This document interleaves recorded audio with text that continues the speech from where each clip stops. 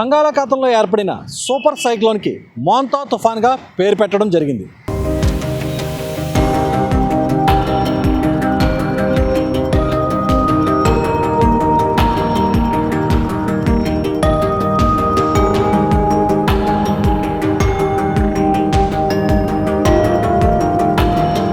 దీనికి పేరు ఎలా వచ్చింది అంటే ప్రపంచ వాతావరణ సంస్థ అంటే WMO సూచనల మేరకు ఆయా దేశాలు రాబోయే తుఫాన్ల పేర్లను సూచిస్తుంటాయి. ఇందులో భాగంగా ఈసారి వచ్చే తుఫాన్కు థాయిలాండ్ సూచించిన మోంతా అనే పేరుని పెట్టారు.